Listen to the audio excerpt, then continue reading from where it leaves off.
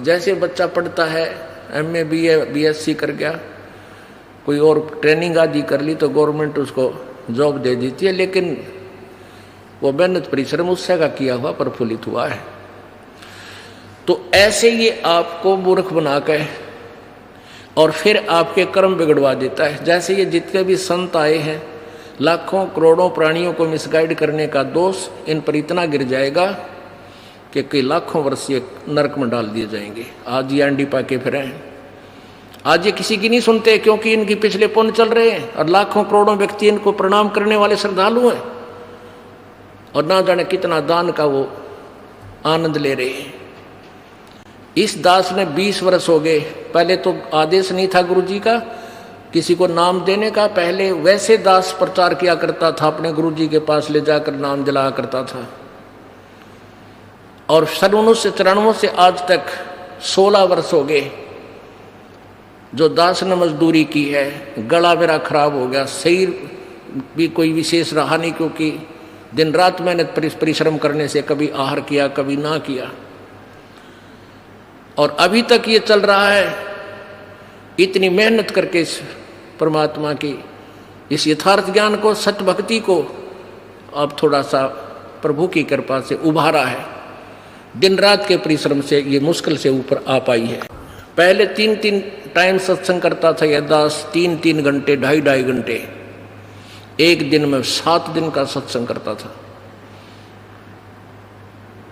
और फिर संगत से मिलना, अब भी 4-4 घंटे 5-5 घंटे रोजाना सत्संग, फिर आप जी से परमात्मा के बच्चों से मिलना, और फिर परमात्मा की सदग्रंथों से वो ज्ञान निकाल करके पुस्तक बनाना, यानी अब तक के परिश्रम जारी है। और वो क्या करते हैं, 1 घंटा जो ये दास 10 मिनट में सत्संग करता है, इतना वो 1 घंटे में बड़े आनंद ले लेगा, बोलेंगे आह। फिर उसके मुंह का नहीं देखेंगे श्रद्धालु, सतगुरु आगे क्या बोलेंगे। सतगुरुओं के पास के में है नहीं बोलना कि वह घिसी पिटी बातें 1 घंटे में 45 मिनट में कह और अपना चलते बने, क्योंकि उन्होंने अज्ञान पहले परिपूर्ण कर रखा है, उस अज्ञान को ही इधर उधर से सुनाते रहते हैं। और इस दास ने वो ज्ञान सुनाना है जो इन नकले गुरुओं ने गांव के गांव, पूरे शहर के शहर, अक्षेत्र का अक्षेत्र विनाश कर दिया। ऐसे कर्म जीव कहला दिए, ईब जड़े नहीं जाड़े। भेड़ पूछ को पंडित पकड़े, भादो नदी विहंगा। गरीबदास वैभव जल डूबे, नहीं साध सत्संगा। कबीर परमेश्वर की महिमा से परिचित होने के बाद आदरणीय गरीबदास साहिब जी ने परमेश्वर द्वारा दिए गए उस ज्ञान को कैसे बताया है कि भेड़ पूछ को पंडित पकड़े, ये भादो नदी विहंगा। गरीबदास वैभव जल डूबे, नहीं साध सत्संगा। कबीर परमेश्वर जी ने भी कहा है कि कबीर इस संसार को समझाऊं कै बार, और पूछ पकड़ के भेड़ किए उतरा चाव पार। जैसे दरिया से पार होना है, भादों के अंदर सबसे ज्यादा वर्षा होती है, और उस समय छोटी मोटी नदियां भी, छोटे मोटे नाले भी दरिया का रूप धारण करके चल पड़ते हैं। तो उस समय कहते हैं कोई दरिया ऐसे भादों के अंदर दरिया बह रही हो, बहुत अक्षेत्र को कवर करके जल अथाह जल चल रहा हो, और उससे पार करने के लिए कोई प्रयत्न कर रहा है, उसको कोई गाइड कर दे कि भेड़ की पूंछ पकड़ ले और ये तुझे दरिया से पार कर ले जाएगी। तो वो साधन कैसा है, व्यर्थ डुबोने का। तो ऐसे इन संतों और इन अभी तक ब्रह्मा विष्णु महेश और इन क्या ना ऋषि महर्षियों के द्वारा दिया गया जो भक्ति मार्ग है, इन पंडितों के द्वारा दिया गया जो भक्ति मार्ग है, वो ऐसा है कि दरिया से पार करने के लिए भेड़ की पूंछ का समर्थन कर रहे हैं कि भेड़ की पूंछ पकड़ो और ये भेड़ तुम्हें पार कर ले जाएगी। अर्थात उनके द्वारा दी गई भक्ति विधि संसार सागर से पार नहीं कर सकती, ये पूर्ण मोक्ष नहीं कर सकती। कबीर इस संसार को समझाऊं कै बार, ये पूछ पकड़ के भेड़ की भाई उतरा चावे पार। वही गरीबदास साहिब जी कह रहे हैं, भेड़ पूछ को पंडित पकड़े, ये भादो नदी विहंगा। गरीबदास वैभव जल डूबे नहीं साध सत्संगा, कि वो भवजल संसार रूपी सागर में डूब जाएंगे जो साधुओं का सत्संग यानी तत्वदर्शी संत का सत्संग जिनको सुनने को नहीं मिला। और ये पंडित, ये ब्राह्मण लोग ये भेड़ पूछ को पकड़े हुए हैं, इनको यथार्थ ज्ञान नहीं भक्ति विधि का।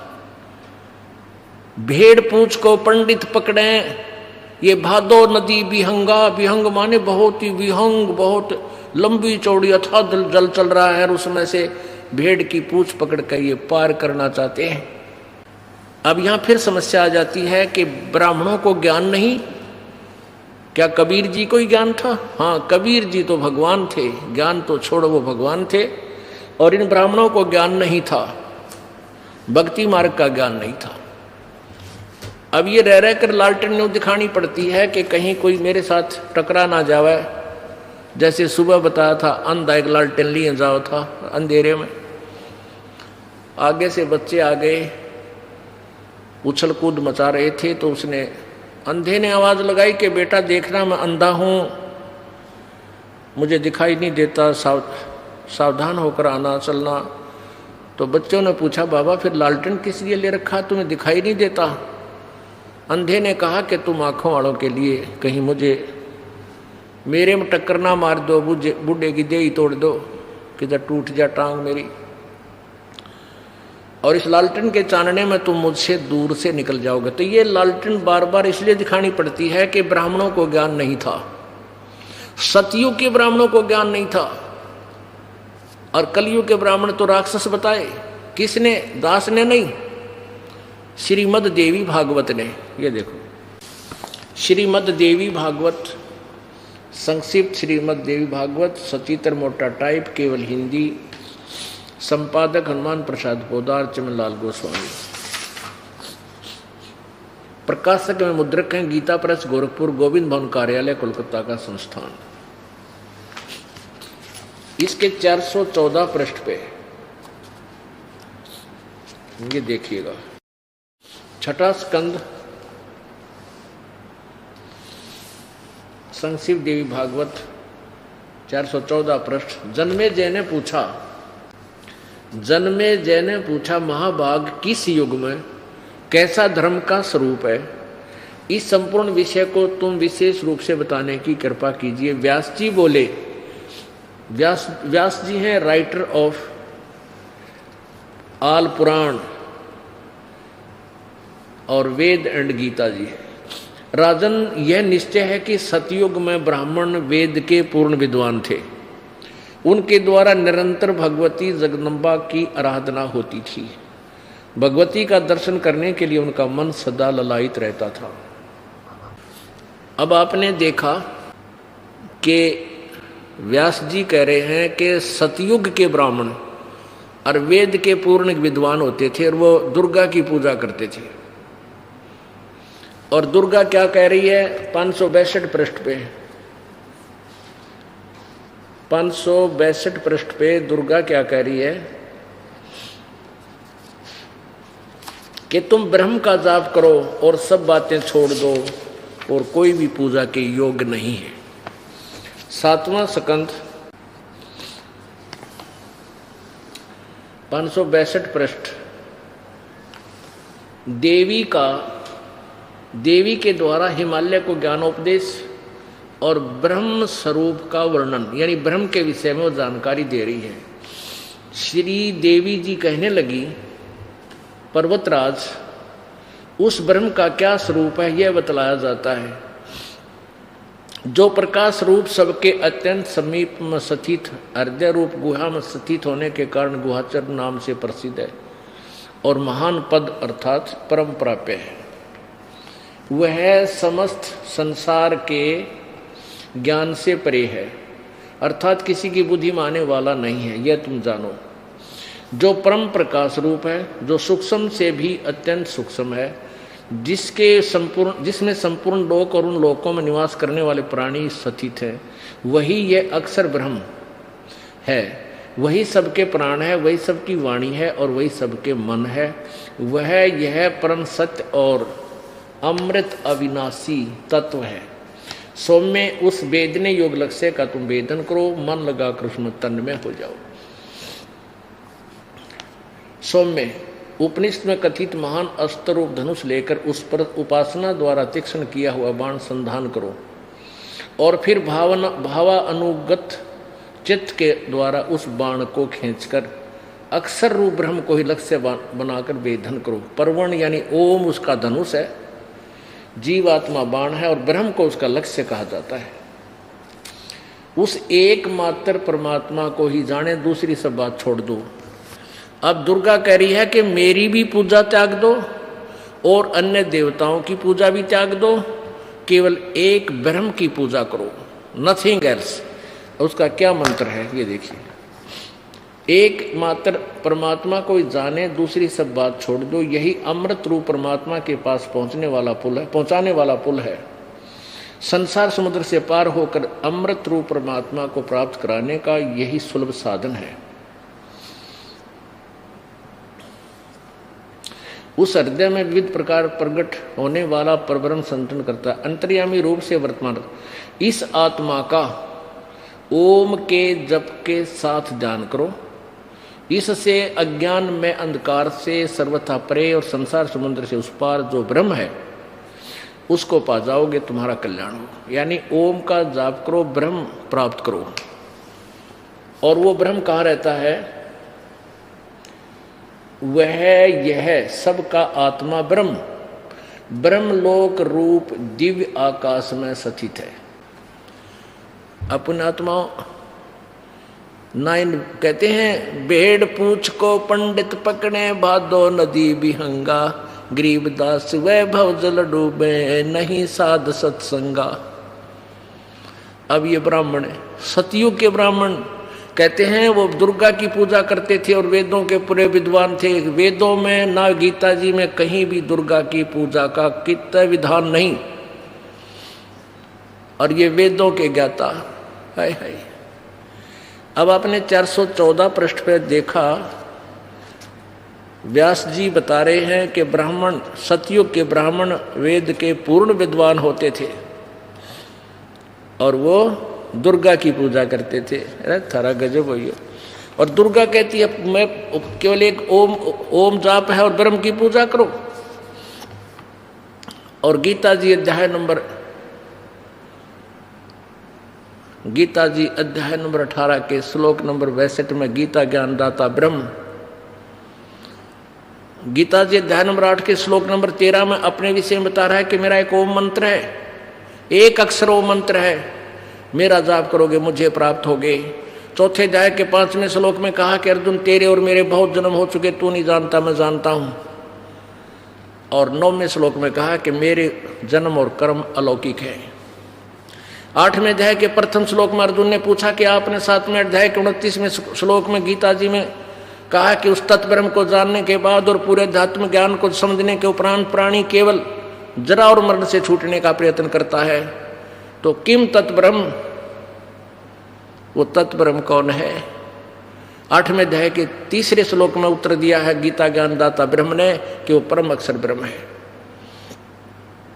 गीता जी अध्याय नंबर 8 के श्लोक नंबर 5 और 7 में अपनी साधना के विषय में बताया कि मेरी साधना करेगा तो मुझे प्राप्त होगा। और 8वें अध्याय के 6 श्लोक का ये प्रमाण है, उसका भावार्थ है कि जो जिसकी पूजा करता है अंतिम श्वास तक उसी को प्राप्त होता है। 8वें अध्याय के 8, 9 और 10 3 श्लोकों में उस परम अक्षर ब्रह्म की साधना के लिए कहा कि उसकी पूजा करेगा तो उस परम दिव्य पुरुष परमात्मा के पास पहुंच जाएगा। उसके जाप का मंत्र 17वें अध्याय के 23वें श्लोक में गीता जी में कहा है कि ओम तत्सत इति निर्देश है। ब्रह्म ने त्रिवेद समर्थ है। ओम तो सीधा ब्रह्म का है, तत् और सत्य सांकेतिक है। ये ब्रह्म और परब्रह्म पूर्ण ब्रह्म के हैं, परब्रह्म और पूर्ण ब्रह्म के हैं, यानी अक्षर ब्रह्म और परम अक्षर ब्रह्म के बारे में है। तत् मंत्र जो है ये अक्षर ब्रह्म का, और सत मंत्र ये सांकेतिक हैं दोनों। और ये मंत्र नहीं है कोई और मंत्र, ये दास बताएगा। तो सत मंत्र वो परम अक्षर ब्रह्म का है। इन तीनों मंत्रों के जाप से पूर्ण ब्रह्म की प्राप्ति होगी। तो ब्रह्म कहता है उस परमेश्वर की पूजा करो, उस परमेश्वर की शरण में जा जिसकी कृपा से तू परम शांति और शाश्वत स्थान को प्राप्त होगा। और ये ब्राह्मण जो कह वो दुर्गा की पूजा करते थे और वेद के बड़े पारगामी विद्वान थे, पूर्ण विद्वान थे, टट्टू थे वह। अब देखो ये छठा अध्याय छठा स्कंद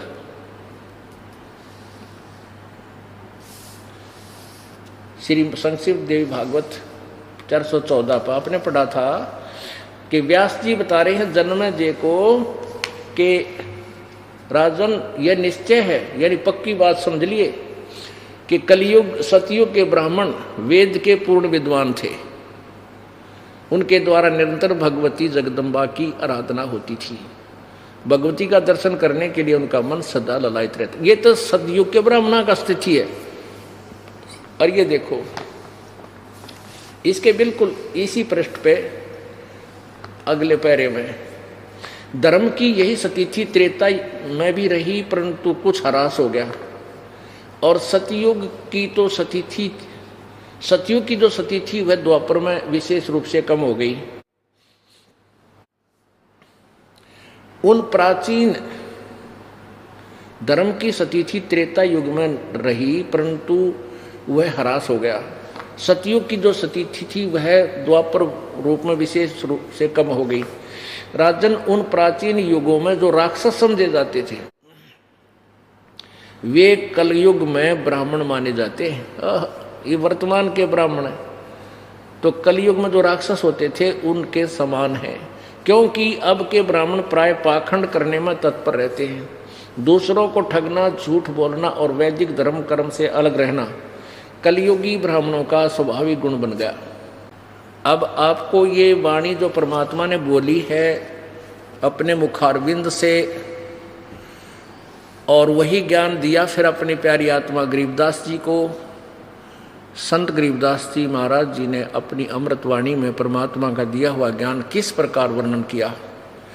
गीता जी अध्याय नंबर 4 के श्लोक नंबर 25 से लेकर 30 तक क्या बताया है कि कोई तो देवताओं की पूजा करता है उसी को फाइनल मान रहा है, कोई व्रत रखता है उसी को अपनी साधना को श्रेष्ठ मानता है, और कोई केवल अहिंसा ना करना ही अपना परम कर्तव्य मान लेता है, कोई सदग्रंथों का स्वाध्याय करने से मोक्ष मानता है, कोई केवल एक हवन मत करने मात्र से ही अपनी कल्याण मानता है, और वो अपनी अपनी साधनाओं को पाप नाशक जानते हैं। गीता जी अध्याय नंबर 4 के श्लोक नंबर 32 में कहा है कि इस प्रकार का विस्तृत ज्ञान सच्चिदानंद घन की वाणी में उस परमेश्वर द्वारा दिए गए तत्व ज्ञान में वर्णित है, और वो अपने क्रियाओं से यानी कर्म करने से ही बनता है। जैसे कर्म करोगे वैसा फल मिलेगा। अब हम कर्म करें थे सारे शास्त्र विरुद्ध, हम कर्म करें थे भक्ति मार्ग भी सारा शास्त्र विरुद्ध, तो हमें वो कर्म सही नहीं फल दे रहे थे। अब हम कर्म करेंगे, वो कर्म करेंगे जो हमें मोक्ष देगा। तो उसके बारे में कहा कि उस तत्व ज्ञान को चौथे अध्याय के 34वें श्लोक में किसी तत्वदर्शी ज्ञानियों के पास जाकर समझ, उनको दंडवत प्रणाम कर। वो के बताएंगे, सट दर्शन सट बेस कहावे, बहुविध धुंधुधार मचावे, तीर्थ व्रत करें तर बीता, वेद पुराण पढ़त है गीता, यो भी बैदा है बैदे से भेद अलहदा, यो भी बैदा। 4 संप्रदा 52 दवारे, जिन्हों नहीं निज नाम बेचारे, माला घाल हुए हैं मुक्ता, सट दल उआ बाई बकदा। ओह, एक मोटी सी माला गाल के गल में नो दिखावा बड़े भगत से अरिषद मुक्त हो रहे हैं, और सब उआ बाई बकदे हैं। उआ बाई यानी किसी के पास यथार्थ ज्ञान नहीं है।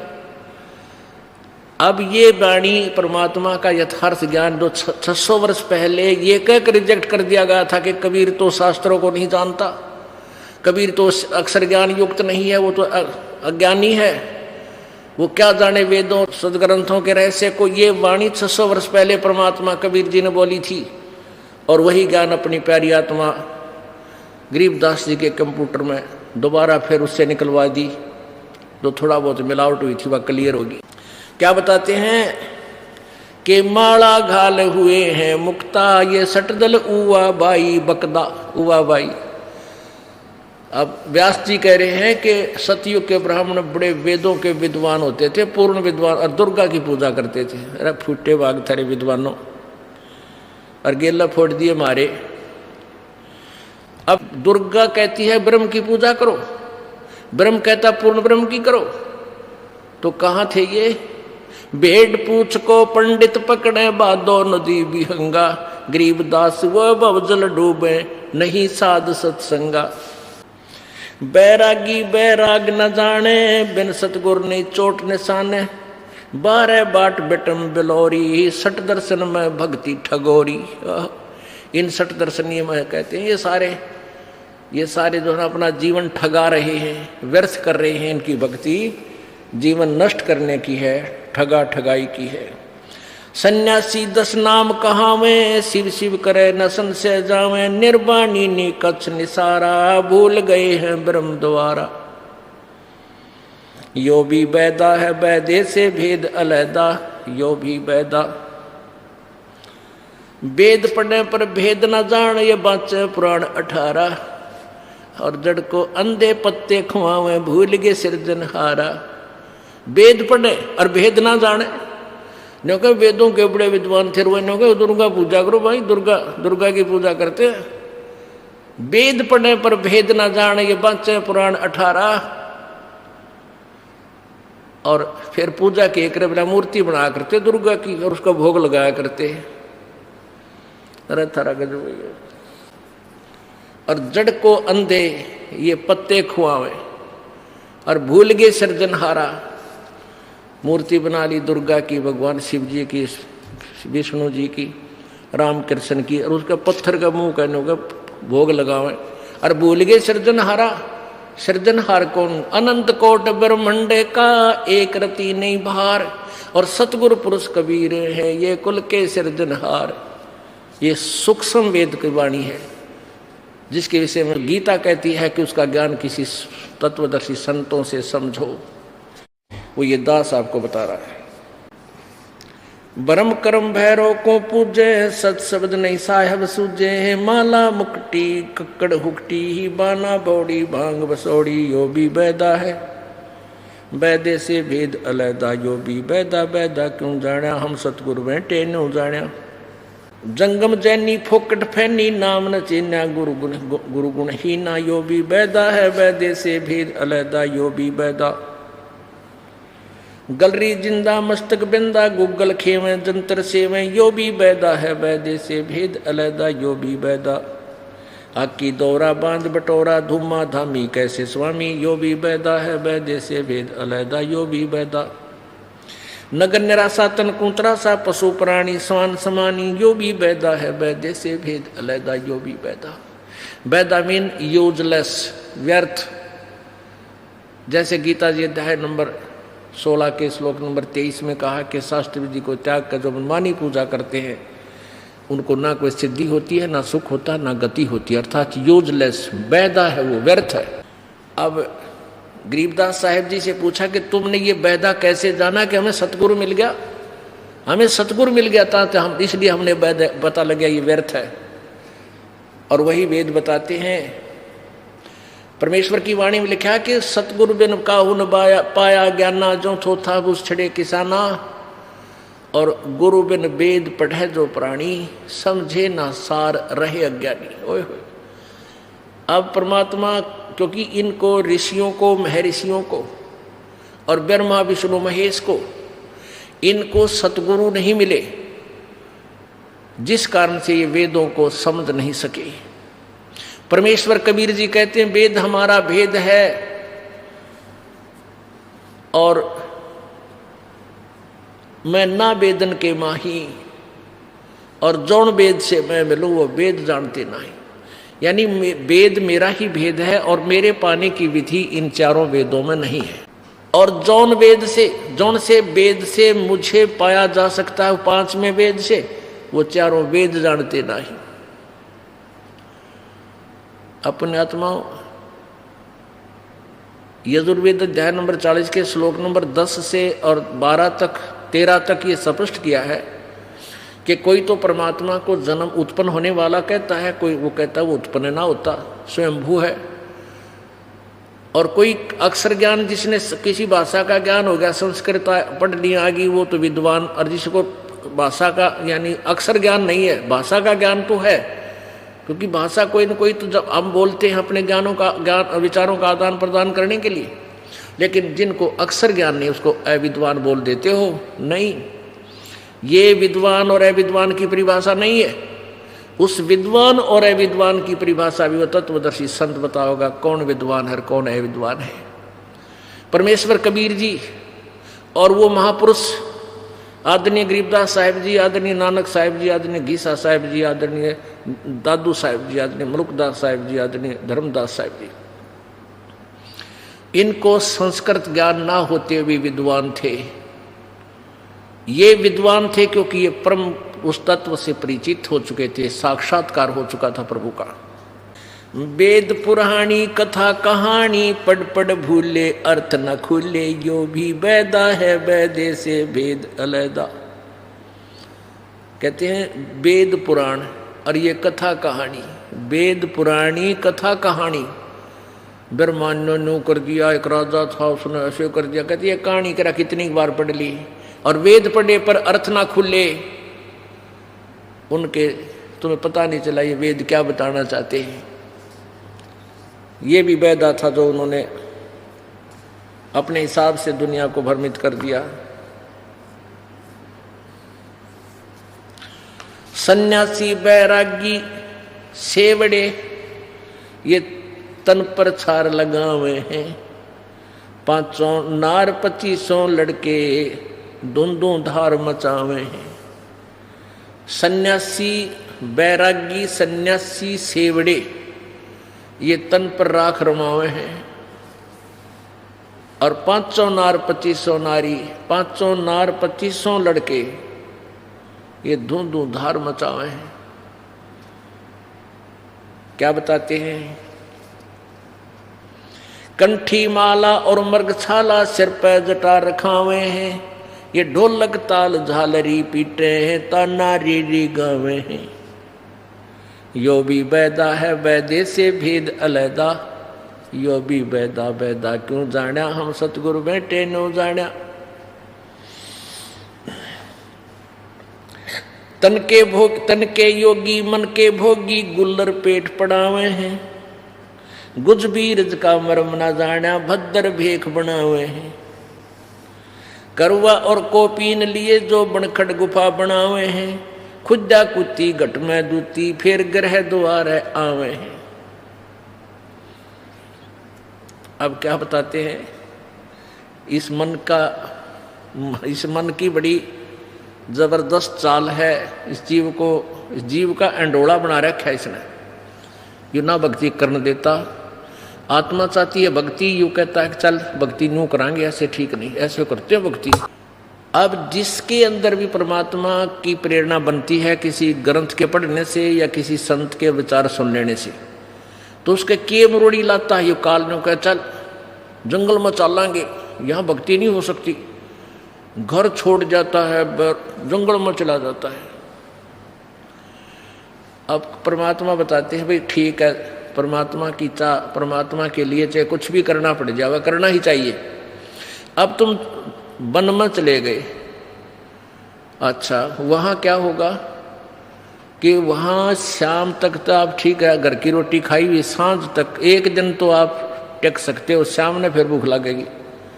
एक रात भी काट देगा, अगले दिन फिर सुबह लठ लेकर पहुँचेगा गांव में किसी नगर में, दियो माई है उड़ा कुछ तो बना लिया ना मिला तो किसी ने आटा गाल दिया, फिर ने सोचेगा भाई चूल्हा बाल लूँ, लकड़ी इकट्ठी करी, चूल्हा बनाया, फिर लगी गर्मी सर्दी पड़न, ओले आ गए कि तब बूंद वर्षा आ गई, फिर सोचे धूपड़ी गाल लूँ। वो सारा सांग फिर जोड़ दिया, दो छोड़ कर चल था। अब घर ने छोड़ कर गया, फिर गृहस्थी का द्वारा आकर फिर हाथ फंसा दिया, तो ये क्या फायदा, क्या यूज हुआ? तेरी घर छोड़कर जान में तेरे के लाभ मिला? अब परमात्मा कहते हैं कि डेरे दंड खुश रहो ये खुसरे लेना मोक्ष, ध्रुव प्रहलाद भी पार हो गए फिर गृहस्थी में के दोष। एक भगत था को पिछला संस्कारी ही प्रेरणा होती है, उसका जल्दी असर हो जाता है, पिछले पुण्य कर्म अच्छे होते हैं। ऐसे उसने ज्ञान सुना, ऐसी प्रबल प्रेरणा होगी। शादीशुदा था, 2 बच्चे थे छोटे छोटे, तो घर छोड़कर चाल पड़ा, निकल गया कि मैं तो भगवान प्राप्ति करूंगा। वहां चला गया, वो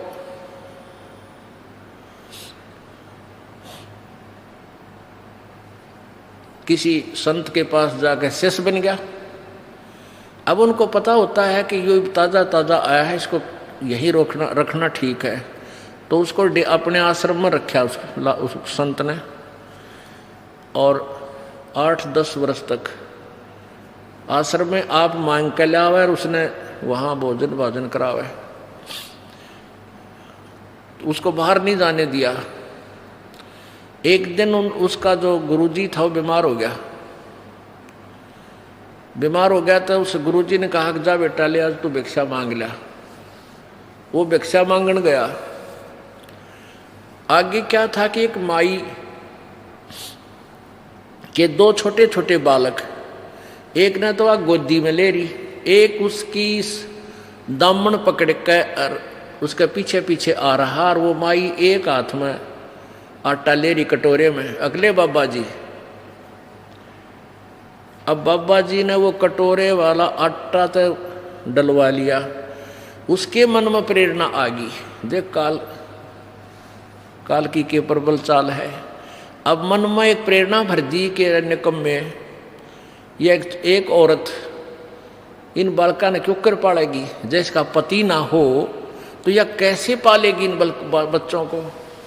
फिर उसने सोची अगर तू भी छोटे छोटे बच्चे छोड़ कर था इतनी ही आयु के, ए भगवान मेरे बच्चों का क्या हुआ होगा। तो फिर वो ये सोचता उसने सोची रहा होली जाली, एक बात मन में आई, चल होली जाली क्यों पंगे में पा दे, चाल आश्रम में। वो आश्रम की तरफ चला 10 कदम। फिर उसके मन में आई रहे ईसा के कसाई हो गया तू, एक बार देखता वो बालक मर लिए एक जीव है, नो सोच कर वो फिर घर की तरफ चल पड़ा। फिर उसके मन में आई रहा छोड़ दे, लोग हंसी करेंगे, नो कहेंगे भाई तू कल तक गया था बाबा जी बन कर, फिर आ गया। फिर आश्रम की तरफ चल पड़ा। वहां जाकर नो सोची अब तना कौन पछाड़ेगा, तेरी तो सारा बड़ी बड़ी दाढ़ी बड़े बड़े बाल, उम्र 12 साल में तू डल लिया, को पछाड़ नहीं। तू खेत में किसान था वो, उसने सोची तो अपने खेत में जाकर देखे, ये दूर बैठ के बच्चे होंगे थोड़ा काम करने जरूर आओगे, 1 दिन 2 दिन पता लग जाएगा खेत का बेरा, अपने खेत में वो काम करेंगे मेरे बच्चे हैं। और जब नहीं आए होंगे तो फिर तो वह मरे लिए। अब उसने वह जोड़ी वत ले रखा था, आटे का थैला उठ दिया फेंक, फाइनल डिसीजन कर लिया भाई खेत में जाकर और दूर से देख के उल्टाया जाऊंगा। अब वो खेतों में आ रहा था, वो बाबा जी जा रहा था और उसकी पत्नी खेतों में काम करे थी। उधर से उसका छोटा भाई अपने खेतों में काम कर रहा था और वह उसकी पत्नी भी वहीं काम कर रही थी, उसके बालक भी थे। तो उसका छोटा भाई था जो कहने लगा उसकी पत्नी तय, अपनी भाभी तय, मुझे तो ऐसा लगता है कि मेरा भाई आ रहा है, वो आवे। वो उसकी पत्नी कहने लगी तू सारी आन मजाक मत करया कर, हंसी ना करा कर, तो सारी आन क्यों मेरे दिल ने दुखावे है। अगना सच्ची कहूँ देख वो आन लग रहा, मन तो चाल उससे कैसी लागे है। फिर उसने भी ध्यान दिया, नहीं बोली ना क्यों बकाओ के करना था, इतने 12 साल हो गई इब तो ना आया। आखिर में उसने उसके देवर ने कहा कि तू सच्ची मान ले वो आ रहा वो ही आज। फिर वह ने बोली तो बाबा जी है, फिर चल जाएगा कि डटे है, यो रुकने के लिए थोड़ा आया होगा, अपना कोई और काम वसाया होगा। तो उसका छोटा भाई था वो देवर कहने लगा कि इन रोक तो मैं दूंगा, तू थोड़ा सा सहयोग दे दे मुझे। उनके एक साध ले डोले पे दोनों का जो खेत का बीच की मैड थी उस पर एक शीशम थी। वह शीशम थी बाबा जी वाले खेत में कम से कम भी 5 फुट। और उसका छोटा भाई यानी कहने लगा कि मैं इस शीशम ने काटूंगा। अच्छी भारा पेड़ हो रही थी और तू उन्हें बतला लिया कि ऐसे कह देना। अब वो कुआड़िया लेकर जो हाली रखा गया छोटा सा कुआड़िया, वो कुआड़िया लेकर वो लाग गया शीशम काटने। और वो लागी रोड़ा मचान, कहने लगी देख आज मेरा कोई ना आगा पाछा है, मेरा आज धनी होता तू क्या शीशम न काट लेता। देख 5 फुट मेरे कानी है और फिर भी न्यू कहे मेरी है या अपनी कह के काटे देखो रे लोगो। अब वो बाबा जी कति निकट आंख है और जुआर के वहां बैठ कर सुने सारी बात के रोड़ा माच रहन का। तो उसका पक्की समझ में उसने सारी कहानी से परिचित हो गया कि मेरा भाई जबरदस्ती कर रहा है और देख कितनी कीमत की शीशम ने और काटन लाग रहा। और न्यू कह मेरे में हर देख या तो मन्ना बोई थी और मेरे खेत में 5 फुट मेड़ से भी दूर है डोले थे। और वह रोए एक लोहे बैठ के, तो वो तो उनका एक सांग था। तो बाबा जी कहने लगा रहे मैं आ लिया हूं, एकली मत समझिए, एकली मत जानिए, आ लिया हूं मैं। उसने देखा भाई कौन है तू, वो लिकड़ा उस जुआर में तो बाहर, भाई कौन है तू? आगे शीशमाला ने बोला शीशमाला है, बकवास करे बाबा जी, हट जा, बिरानी लड़ाई में नहीं बढ़ा करते, तू अपना काम कर जा। बदले राम की तरह बैठ के ने बोला अरे तने नाश कर दिया है, और तू इतना जालिम आदमी, ये मेरा खेत शहर में वो फलाना हो। ने बोला तू जाना पिटेगा, मैं गाँव वाले बुला लूंगा, मेरा भाई सा थोड़ा ही था। अब उन्हें सोची भाई वो पहचान नहीं रहा, हर गाँव वाले भी नहीं पहचाने, तेरी पिटाई होगी। उड़ा खेता में एक नाई आ रहा था, आड़ी के बाल काटते था, वहां पहुंच गया जानदे। उस आड़ी ने बोला भाई मेरे बाल काट। बोला कौन है? बोला भाई मैं फलाना आदमी हूँ। बोला की बात? बस तू जल्दी काट भाई, नाई बात बिगड़ गई, नाश हो गया। उसने 2 मिनट लाई, वो उस तरह फेर दिया, डाढ़ी में कर दिया काम, और जिसा था उसा ही बना दिया। अब वो पहुंचा फिर अपने भाई दौरे ने बोला देख आ गया पहचान में, अरे आइए मेरा भाई, आइए मेरा भाई, कोड़ी का भर लिया। ने बोला भाई मन गलती होगी मेरा पे। और ऐसे ऐसे कहने का भाव यो है, वो चौधरी साहब फेर उड़े जहां से था जैसे थे। अब परमात्मा कहते हैं कि मन के बारे बन गए और बनतज बस्ती माँ, कह कबीर के करयू मन त मानना। अब यहां से निकला था मोह ममता ने छोड़ कर वहां, और वो फिर हुआ न्यो की न्यो भूबड़ में आग पाई। कहते विकार मरे मत जानियो जो भूबड़ में आगे। तो न्यो सोचा मैंने मोह ममता मार ली, कहते न्यो की न्यो पावेगी। या तो इसका समाधान यही है, अपनी भक्ति करो ज्ञान से, एंटीबायोटिक ये सत भक्ति करने से या नॉर्मल सी हो जाएगी परमात्मा की आड़ में। फिर या दोबारा आग सलगेगी नहीं, फिर नहीं पनपेगी। उसके लिए क्या बताते हैं, बैरागी सन्यासी सेवड़े तन पर छार लगावे हैं, ये 500 नार 2500 लड़के धुंधों धार मचावे हैं। काम क्रोध मोह लोभ अहंकार, कहते हैं 500 नारी, एक नारी त्याग दीनी 5 नारी गैलवे, और पाया न द्वारा मुक्ति का सुखदेव करीब सैलवे। 1 नारी को त्याग कर जंगल में पहुंच गया, किस लिए? कि नारी को तूने भक्ति बाधक जाना, कि तेरी पत्नी भक्ति में बाधा करती है, इसलिए तू छोड़ छाड़ कर चल जंगल में।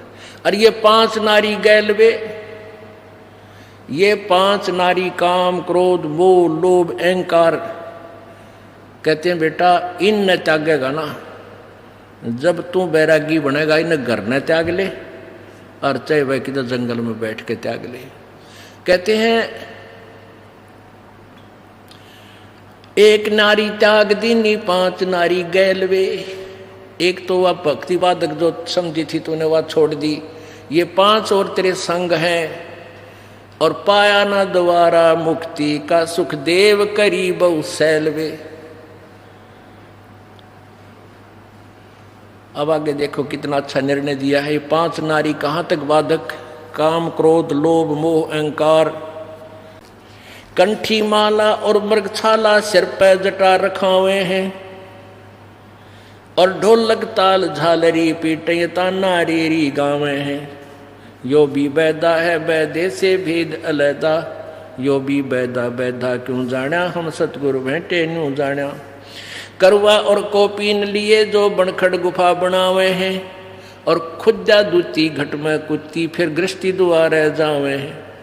घर छोड़ कर अंडी पाके जंगल में गुफा बना ली, भूख लगी फिर दिए माई गृहस्थी का गए फिर हाथ पसारे, था के सांग काट रखा। यानी भक्ति का और साधना का प्रारूप बदल दिया न ज्ञानियों ने, सदग्रंथों से अपरिचित होने के कारण। खाकी और निर्बानी नागा सिद्ध जमात चलावे हैं, रणसिंगे तुरही तुतकार गागड़ भांग घुटावे हैं। काशी गया प्रयाग बहुत जगन्नाथ को जावे हैं, लोहागर पुष्कर पर से है द्वारका दाग दगावे हैं। यो भी बैदा है बैदे से भेद अलैदा, यो भी बैदा। तीर तुपक तलवार कटारी जमदड़ जोर बधावे हैं, हर पैड़ी हर हेत न जाना वाजा तेग चलावे हैं। काटन शीस नहीं दिल करुणाए जग में साध को आवे हैं, जो जन उनके दर्शन को जावे उनको भी नरक पठावे हैं। यो भी बैदा है बैदे से भेद अलैदा, यो भी बैदा। एक समय हर की पैड़ियों पर और कुंभ के पर्व का एक अवसर हुआ। जैसे अब ये 13-14 अप्रैल को हरिद्वार के अंदर फिर से कुंभ का मेला, कुंभ का स्नान है। तो उसमें क्या करते हैं सन्यासी, यानी ये नाथ औगड़, ये कनपाड़े, कति नगन, ये सन्यासी जो बोलते हैं अपने आप को, ये तो एक अलग अलग अपने समुदाय में इकट्ठे हो जाते हैं। और वैष्णव जो विष्णु जी के उपासक हैं वो अलग से। तो फिर ये स्नान करने चलते हैं अपने अपने पूरे टोल में, अपने एक ग्रुप में इकट्ठे हो जाते हैं, फिर वो स्नान करने के लिए चलते हैं। बहुत पुराने समय की बात है। तो उस समय सबसे पहले नागा जो तमोगुण शिव के उपासक हैं, वो स्नान करने के लिए भर की पैड़ियों पर खड़े हो गए। पीछे से विष्णु जी के उपासक, ये सतगुण विष्णु के उपासक, ये वैष्णव संत आ गए। पूरा समूह, हजारों, कई हजारों की संख्या में, 20-20 हजार, 30-30 हजार इकट्ठे होकर आते हैं ये। तो वैष्णवों ने कहा उन नागाओं को कि भी नागा तुम बाहर आओ, पहले हम स्नान करेंगे, तुम बाद में स्नान करना, हम श्रेष्ठ हैं।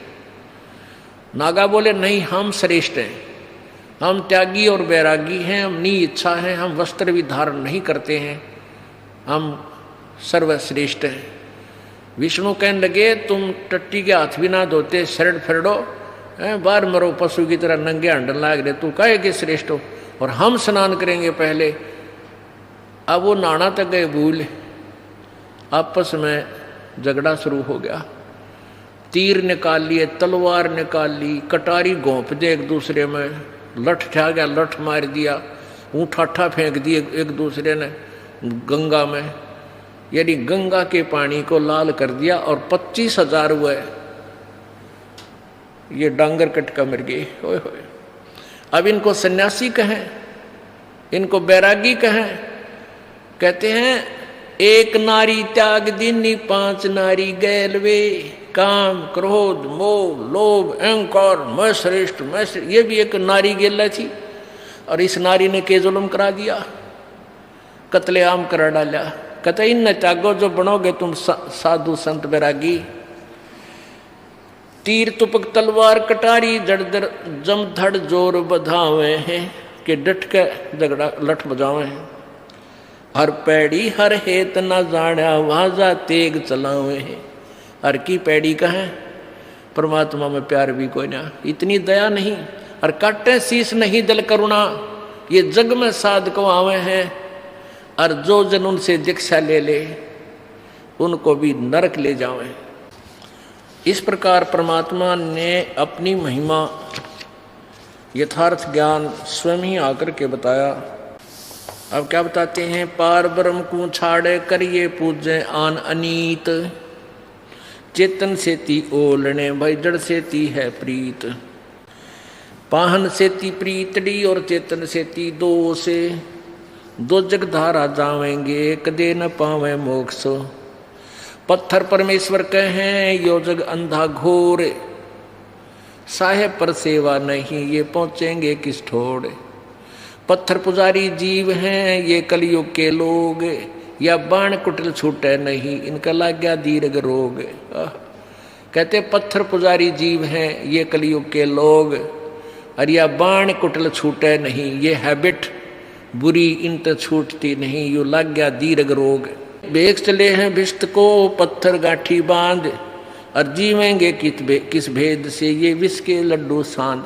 ये सभी समुदाय भेख अलग अलग जो कहते हैं ये फलाना, ये सन्यासी हैं, ये बैरागी हैं, ये उग्गड़ हैं, ये वैष्णव हैं, कहते हैं ये सभी परमात्मा पाने के लिए ही चले हैं। बेग चले हैं भिष्ट को, स्वर्ग के लिए चले हैं, और पत्थर गांठ बांध पत्थर की पूजा करें, और आन उपासना करते हैं, वेदोनुसार साधना नहीं करते हैं। जीवेंगे किस भेद से ये विष के लड्डू सांद, साधों से ती मस्करी और चोरों संग खुशहाल, कौड़ी गए पल्लू बंधा डार दिया नगलाल, साधों की संगत नहीं ना साहेब का जाप, कहे गरीब कैसे बचे हैं इनके तीनों ताप। अब जैसे तीन ताप से दुख होता है, एक देहिक, दैविक और आध्यात्मिक, ये तीन प्रकार के ताप होते हैं, तीन ताप। अब जैसे कोई जंतर मंतर कर देता है, कोई श्राप दे देता है, या अकाल गिरता है, ये इस तरह के जो ताप हैं ये तीन ताप में आते हैं, या ज़्यादा वर्षा हो जाती है। तो परमात्मा कहते हैं कि तुम साधुओं की संगत नाही ना साहेब का जाप, कहे गरीब कैसे बचे हैं उनके तीनों ताप, तुम कौन राम का जपते जापम तात कटे ना तीनों तापम। संतों की संगत नहीं, यानी तत्वदर्शी संत तुम्हें मिले नहीं, और ना उस परमेश्वर का सच्चे साहिब का सच्चा नाम का जाप। तो गरीबदास जी कहते हैं कह गरीब कैसे मिटे तुमरे तीनों ताप, तुम्हें लाभ कैसे होगा, तुम्हारी साधना यूजलेस है, शास्त्र विरुद्ध है, तुम्हें कैसे ईश्वरीय शक्ति का लाभ प्राप्त होगा।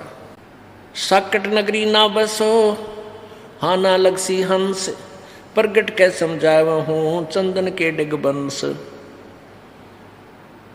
साकट से ती साख क्या ये रावण कंसा बूझ, अरणक सिपु और बाली से ये मारे प्रकट गूंज, चतुराई चूल्ह पैड़ो ये चारों वेद बिटम्ब, और साकट सगा न भेटियो भाई आकों लगे न अम्ब। ओह कितनी प्यारी वाणी कही है कि यह चातुर प्राणी चोर हैं ये मूड मुग्ध है ठोठ, और संतों के निकाम के इनको दो गलजोट। ये चातुर प्राणी चोर हैं, ये जो महर्षि कुमाव थे, गुरु बने फिरे थे, ये चातुर प्राणी थे विद्या को ग्रहण करके, इनको ज्ञान नहीं था वेद और गीता का। और मूढ़ व्यक्ति जो आंखों देखकर भी इन प्रमाणों को नहीं मानेगा, वह मूढ़ मुग्ध है ठोठ, जो कुछ भी करने के को ना कहते वो हमारा काम के नहीं है, जो आंखें देखकर भी नहीं मान रहे सदग्रंथों में प्रमाण, और फिर भी उन्हीं के चपट रहे हैं, उन चातुर प्राणियों के, उन चोरों से लिपटे हुए हैं। कहते उनके गल जोट दो, उन्हीं के साथ बंदे रहे भगवान, दोनों नरक में जा। चातुर प्राणी चोर हैं ये मूढ़ मुग्ध हैं ठोठ, और संतों के निकाम के उनको दो गलजोट। गलजोट माने एक कर सिद्ध बांध दे दोनों माने। अब यहां क्या बताते हैं, चतुराई चूल्हे पढ़ो ये चारों वेद बिटम्ब, और सकट सगा न भेटियो भाई आको लगे न अम्ब। या चतुराई चूल्हा पढ़ो। अब इन्होंने वेदों, जैसे यू महर्षि दानंद था, अब यू चतुर तो गणा बन गया था, वेद ज्ञान इसने था को नहीं। और ऐसे ही सतयुग के ब्राह्मण देख लो, जो के बड़े विद्वान थे, दुर्गा ही पूजा करते थे। कहते इसी चतुराई का आग लगाए। और चारों वेद बिटम्ब, चारों वेदों के अंदर भी इनकम्प्लीट नॉलेज है, ये भी हमें पार करने का नहीं है। और सकट सगा न भेटियो आंखों लगे न अम्ब। ओह, कहते हैं भगवान सकट तो रिश्तेदार भी नहीं मिलना चाहिए जो भक्ति में बाधक हो जा, क्योंकि आंख के आंब नहीं लग गया करते। सकट ते कितना ही धनवान हो, चाहे वो मंत्री हो, चाहे मुख्यमंत्री हो, चाहे प्रधानमंत्री हो, चाहे पृथ्वी का राजा हो, और चाहे इंद्र के समान सुख हो उसको, परमात्मा कहते हैं जो भक्ति बाधक साकट हमने ऐसा रिश्तेदार भी ना मिलाइयो भगवान, वो गरीब रिलेटिव बढ़िया हमने जो भक्ति करता हो। रतन जड़ाऊ मंदिर है लखियो जन स्थान, और सकट सगा ना भेटियो चाहे हो इंद्र समान। पुण्यात्मा हम तो देखा हाँ, ये माया के धनवंतों को अपनी बेटी का ब्याह करें जब, या लड़के ने ब्याह जब ने देखा अगले का कितना धन से तन्ने कितना मिलेगा। कहते हैं आग लगे ऐसे रिश्तेदार का जो भक्ति से दूर हो, और दूसरे के धन पर जो इच्छा करता है वो भक्त नहीं हो सकता, उसको 7 जन्म भी भक्ति लाभ नहीं मिल सकता, क्योंकि परमात्मा ने जो निमित्त में लिखा है या तूने जो शुभ साधना की है ये तेरी मौज करेगा। अब क्या बताते हैं कि रतन जड़ाऊ मंदिर हैं, जैसे चिप्स लगाते हैं ना, चिप्स द्वारा का वो लगा करते रोड़ी सी चिपका देते हैं। कहते हैं इस ऐसे उन रोड़ियों के स्थान पर रतन लगा रखे हों पूरे महल में, और लख योजन यानी 4 लाख कोसमय का उसका मकान हो, और सारे में रतन जड़ रखे हों, यानी इतना पैसे वाला हो, चाहे इंद्र के तुल स्वर्ग के राजा के तुल उसके ठाठ बाट हों। कहते साकट सगा ना भेटियो चाहे हो इंद्र समान। अब आगे उन साकटों क्या क्या प्रमाण देते हैं। चतुराई चूल्हे पढ़ो ये चारों वेद बिटम्ब, साकट सगा ना भेटियो आंखों लगे न अम्ब। साकट चारों वेद हैं ये साकट द्वादश पंथ, साकट पंडित पीर हैं ये ही जम के दंत। अब ये चारों वेद भी साकट बता दिए परमात्मा ने। क्यों? क्योंकि इनमें पूरा ज्ञान नहीं है और काल के जाल में रखने तक ही सीमित नॉलेज है। ओम डाम का जाप फाइनल है, ब्रह्म इसका फाइनल गॉड बता दिया इन्होंने, अपने हिसाब से जो सेटिंग इन्होंने की, लेकिन इसमें उस तत्व ज्ञान का मार्ग नहीं है। इन्होंने ऑप्शन छोड़ दिया कि उसके लिए तत्वदर्शी संतों को पूछो, तो इसलिए वो तत्वदर्शी संत ना मिला। ऋषियों ने अपने आप निष्कर्ष निकाल लिया कि ओम का नाम और ब्रह्म पूज्य, जबकि ब्रह्म कहता पूज्य तो कोई और है। तो इसलिए इन चारों वेदों को भी साकट ही, जो भक्ति में बाधक हो, मोक्ष में जो बाधक है वो साकट बताया है। साकट चारों वेद हैं ये साकट द्वादश पंथ, ये 12 पंथ भी साकट हैं। कौन से? जैसे एक कबीर सागर में आपने देखा 12 पंथ, एक वो नारायण दास का, वो चूड़ामणि जी का पंथ, जागू पंथ, ये 12 पंथ हैं। ये इनकम्प्लीट नॉलेज है, ये भी साकट हैं, यानी पूर्ण मोक्ष नहीं है। और ना दूसरे की मानने, अपनी बात पर अडिग रहते हैं जो उन्होंने लोक वेद ग्रहण कर रखा है। आइए अब हम उन श्रद्धालुओं के अनुभव जानते हैं जो जगत गुरु तत्वदर्शी संत रामपाल जी महाराज जी से दीक्षा प्राप्त कर चुके हैं तथा उनके द्वारा बताए गए भक्ति मार्ग पर चल रहे हैं। बहन जी नमस्कार। नमस्कार सर। क्या नाम है जी आपका? जी मेरा नाम नेहा अग्रवाल है। नेहा जी कहाँ से आए आप? मैं पठानकोट पंजाब से आई हूँ। संत रामपाल जी महाराज से कब जुड़े आप? जी मैं संत रामपाल जी महाराज से 17 अप्रैल 2013 में जुड़ी थी। संत रामपाल जी महाराज से नाम दीक्षा लेने से पहले आप क्या भक्ति साधना करते थे? सर संत रामपाल जी महाराज से जुड़ने से पहले हम अन्य देवी देवताओं की भक्ति करते थे। और जो मेरे पेरेंट्स थे हम भोलेनाथ जी के पुजारी थे, कह सकते हैं आप। और मेरे पेरेंट्स सुबह 4 बजे उठ के मंदिर धोने जाते थे वहाँ पे। और यही हम सारी देवी देवताओं को पूछते थे, गुरुद्वारा जाते थे, और जो भी रिलीजियस प्लेसेस है हम वहाँ सब पे जाते थे। आप इतनी सारी परेशानियों से गुजर रहे थे, आपका परिवार इतने दुखों से घिरा हुआ था, तो फिर आपको संत रामपाल जी महाराज के बारे में कैसे पता चला? जी, संत रामपाल जी महाराज के बारे में मेरे फादर गए थे, कुरुक्षेत्र मेला था वहाँ पे। तो वहाँ पे उनको कुछ बच्चे सेवा कर रहे थे ज्ञान गंगा पुस्तक की, तो वहाँ से उनको ज्ञान गंगा पुस्तक मिली थी। और घर ले जाके मेरे फादर ने ज्ञान गंगा पुस्तक पढ़ी, और उसमें जो जो लिखा था उन्होंने ग्रंथों से मैच किया कि ये कैसे, मतलब जो भी लिखा है। पहले तो वो बड़े अमेज्ड हुए बातें पढ़ के कि लिखा क्या क्या हुआ है, जो कि हमारे ग्रंथों में लिखा है। गुरु नानक देव जी ने रहस्य बताया है कि वो परमात्मा कौन है जो उनको मिले थे, जो उनको बेई नदी पे मिले थे, और जो भी परमात्मा के बारे में ग्रंथों में वर्णन किया हुआ है वो सारा। तो मेरे फादर ने सारा कुछ मैच किया और उन्होंने नामदान ले लिया। आप भक्ति कर ही रहे थे पहले, तो फिर आपने संत रामपाल जी महाराज से नाम दीक्षा क्यों ली? सर ठीक है, हम भक्ति कर ही रहे थे पहले, और वैसे तो अकॉर्डिंग टू मी मेरा ऐसा कुछ नहीं था कि मैं कभी अपनी लाइफ में गुरु बनाऊंगी, क्योंकि मुझे ऐसा लगता था कि वो भी तो हमारे जैसे इंसान ही होते हैं, वो भी एक नॉर्मल पर्सन ही है, उनमें ऐसा क्या खास है। मुझे ऐसा लगता था कि मेरे फादर जो हैं, क्योंकि सबसे पहले मेरे फादर जुड़े थे संत रामपाल जी महाराज से, और उन्होंने नाम दीक्षा ली थी 2008 और 9 में, आई गेस उनको ज्ञान गंगा पुस्तक मिली थी। कुरुक्षेत्र मेले में वो गए थे, तो उस दौरान उन्होंने ज्ञान समझा और उन्होंने नाम दीक्षा ली। बट जब वो घर पे आते थे, हमें बताते थे, हमें कुछ नहीं पता लगता था, और मेरा इस चीज़ में बिल्कुल भी इंटरेस्ट नहीं था कि मैं ऐसे साधारण इंसान को, तो ऐसा कुछ नहीं था। नहीं, आप ऐसा क्यों मानते थे कि संत रामपाल जी महाराज साधारण इंसान हैं? आपके क्या थॉट्स थे उस टाइम पर? देखिए, मुझे ऐसा लगता था कि इंडिया में इतने सारे गुरु हैं, ठीक है, तो वैसे ही संत रामपाल जी महाराज है, वो भी एक नॉर्मल इंसान है। तो मुझे तो ऐसे ही लगता था, मुझे उनमें कुछ खास नहीं लगा, क्योंकि ना ही मैंने उनका ज्ञान कभी सुना था, ना ही मैंने उनको देखा था कभी, ना ही मैंने उनके बारे में कोई नेम सुना था, ठीक है। तो आपको संत रामपाल जी महाराज खास नहीं लगे, इसीलिए आप संत रामपाल जी महाराज को एक आम इंसान मानते थे। आपको संत रामपाल जी महाराज खास कब लगे? जी, मुझे संत रामपाल जी महाराज खास तब लगे, उसमें एक लंबी स्टोरी है, जो कि हमारा घर इतना बर्बाद हो चुका था, हमारा घर इतना बर्बाद हो चुका था कि मैं आपको बता नहीं सकती।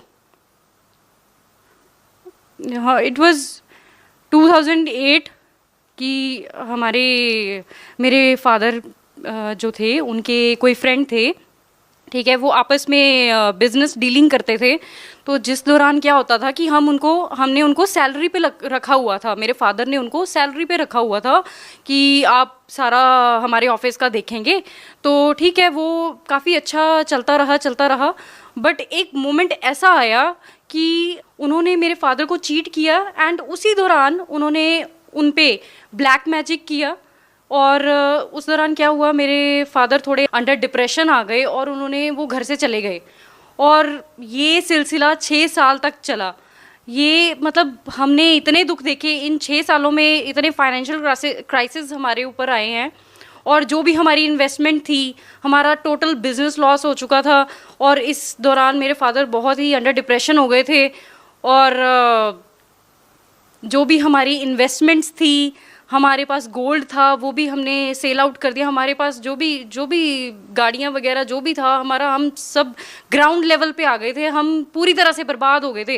तो जब संत रामपाल जी महाराज का मैंने नामदान लिया था, तो मैंने नामदान लिया, मेरे फादर ने ही हमें घर पे आके बताया था, पहले तो हम मानते नहीं थे।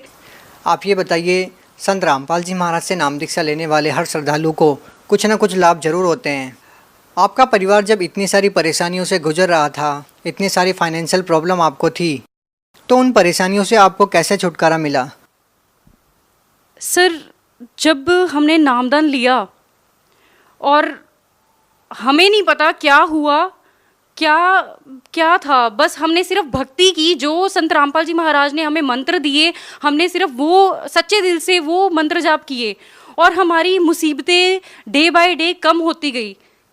नेहा जी क्या करते हैं आप? मैंने बैचलर्स इन साइंस किया है and currently I am preparing for banking and other competitive exams.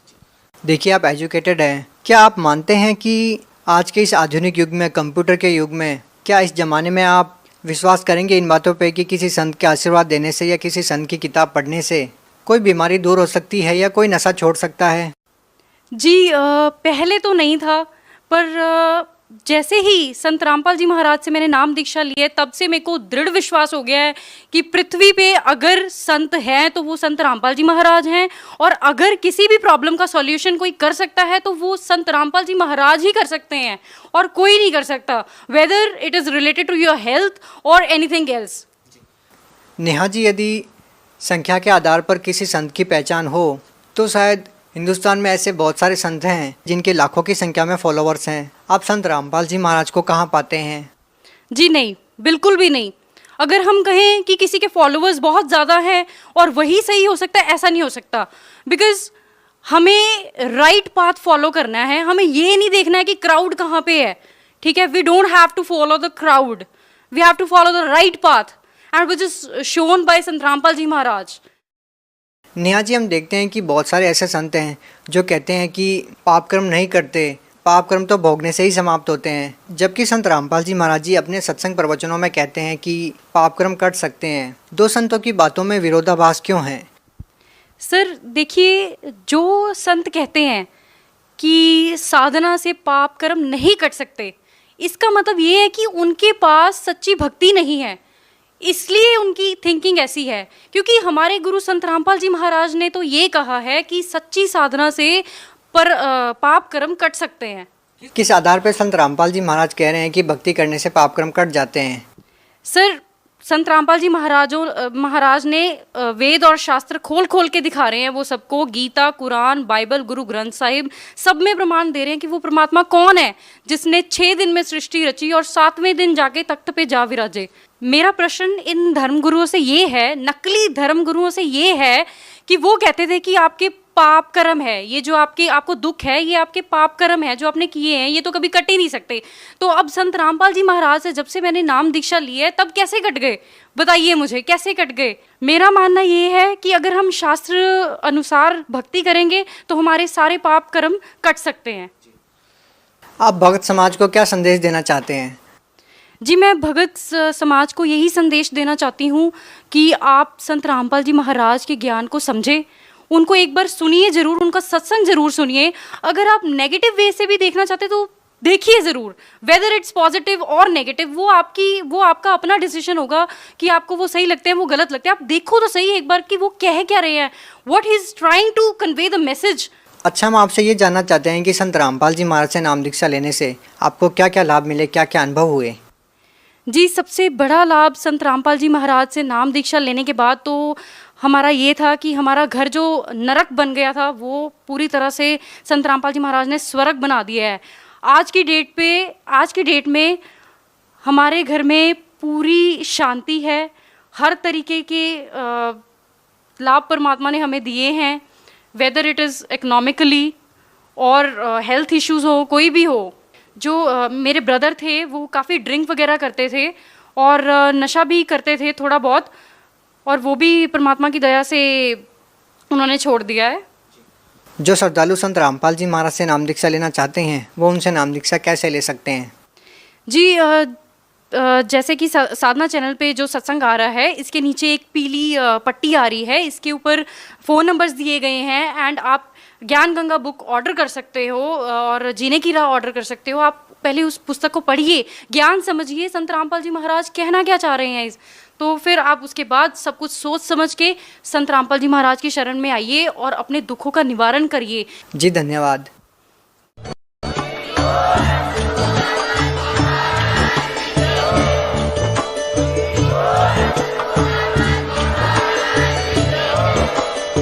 आप सुन रहे थे जगत गुरु तत्वदर्शी संत रामपाल जी महाराज जी के मंगल प्रवचन। अधिक जानकारी के लिए विजिट कीजिए हमारी वेबसाइट www.jagatguru